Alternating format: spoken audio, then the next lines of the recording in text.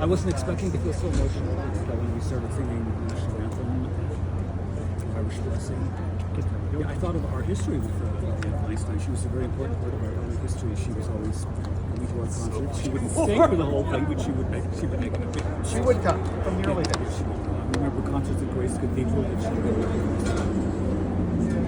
So the first concert, I don't know that you're going to concert, but singing, the first time that you sang together was on the steps of City Hall the night of the assassination. There was the night of the assassination. Yes, it was. Okay. And how many people were there? I would say it was a very small group, so maybe 20 people or so. And I don't know if you talked to anybody else or the situation. Oh, did you say something? I was with the chorus, but I was in the audience. Yes, cool. And I was there for White Night too. White Night, I actually torched the It car. was a terrible evening. And Statute of limitations running on it? yeah, 3 weeks rehearsing, and so of course we didn't have anything prepared. This all happened so I fast. threw my first Molotov And they cocktail. passed out a Mendelssohn piece, which we had to sight read, and we just wanted to give the people some solace that evening, and try and lift their spirits just a little bit, because that was a terrible evening. I had worked on Harvey Milk's campaign, so I was just distraught and in shock. The senator wasn't always totally in step with the community. No, she was not. And good for her. She was not. Very She was early. a moderate, Yeah. and a lot of the community, they were a little further to the left than her. But a moderate in San Francisco is considered a radical. Oh, yeah. in I mean, Montana. anywhere else in the country, she'd be Right. way far Yeah, left. yeah, they'd be. But I have here a she was, very, of course. I have a very strong recollection. So, just FYI, I was the first director of the AIDS Foundation. Oh. So I got to work with her, and she was very supportive and positive. But during those first couple of years, when we were struggling, the whole community was struggling. There was a domestic partnership proposal that went through the Board of Supervisors, and she vetoed it. I remember didn't that remember distinctly because I was giving a eulogy somewhere, and I ended up talking about there's a demonstration at City Hall. Yeah, Oh, nobody's perfect. Well, I think she changed her tune, but we were, I think, always fortunate in the work that I did. She always was very respectful, of our positions and our opinions. She was a tough cookie. Mm-hmm. Had a good sense of humor, but you had to be very, we were all very respectful. You had to have your game ready. I mean, you had to have Beyond ready. Yeah. You had to. How did you have to prepare?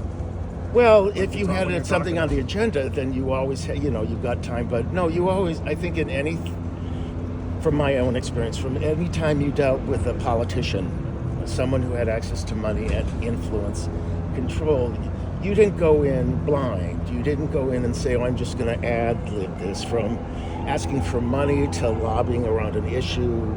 No, I think in business, in all of this, it's about success. You had to know your stuff, Right. And you had to be able to make persuasive arguments.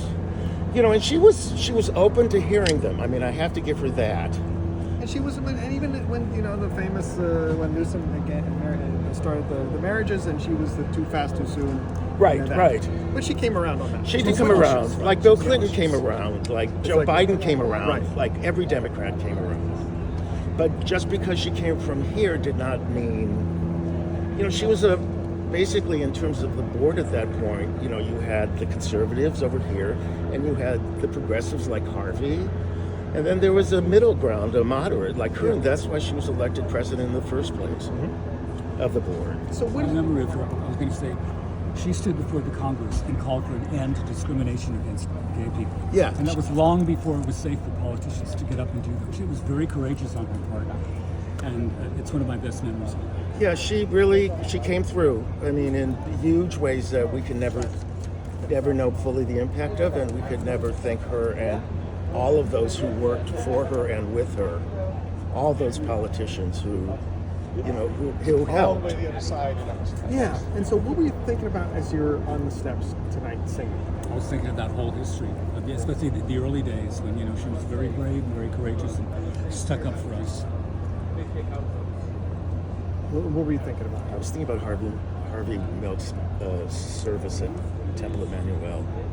That's what kind of, we didn't, I mean, I think that it was. I just remember I went as a member of the public. But it's all kind of connected these days. Well, one of the things that what I'm going to be writing about tomorrow is like, we've seen what went on in Washington this week, and the craziness, the preening, the demagoguery, blah blah blah. No, it's not this person. No, it was not this person. was, She was a get down to work, roll up her sleeves. Yeah. And Tough consider the but number fair. of first, Tough but fair. That's what it was. I mean, first female fill in the blank. Yeah, she was quite, She was a pioneer. She was.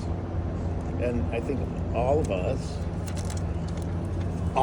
I mean, we're all grateful.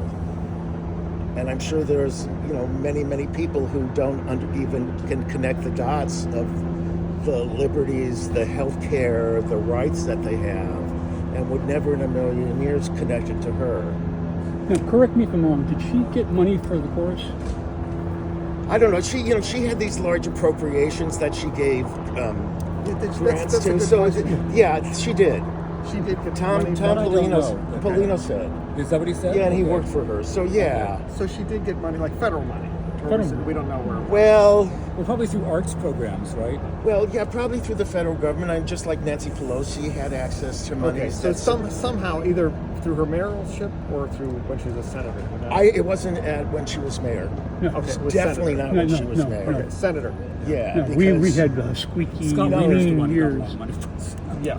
No, it was the board of supervisors in those early years where we were funded.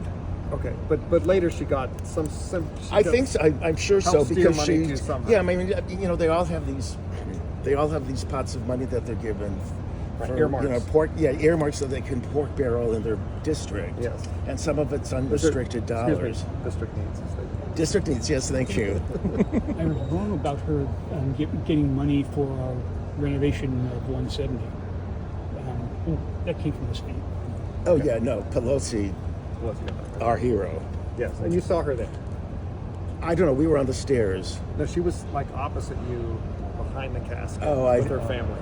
Oh, I Nancy didn't see. Did you say Nancy Pelosi? Nancy Pelosi. And she's speaking tomorrow. Yeah, she'll be speaking tomorrow.